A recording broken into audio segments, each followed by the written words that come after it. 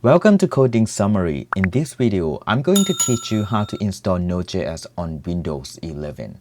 Alright, let's open Google Chrome to download Node.js together. Then search for Node.js and click on the link over here. The URL of the website is nodejs.org. And I highly recommend you download long-term support edition instead of current edition. Okay, click download here. So the file is about 25 megabyte, and after the download is done, just click on the folder over here to go to the folder of the download file and double click on the files. Click next and check I accept the term in this license agreement. Click on next. The default path is drive C, program files, and Node.js. Just click next, and next, and next, and install. And if there is a pop-up about user account control, just click yes.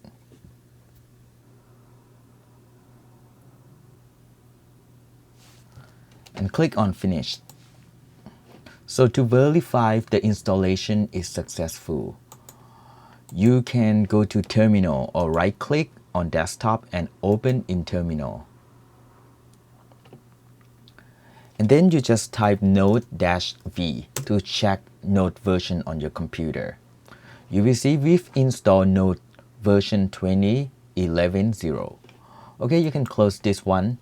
So if you want to create a project about Node.js, or if you want to run and compile Node.js, you can create a folder and create a file named .js.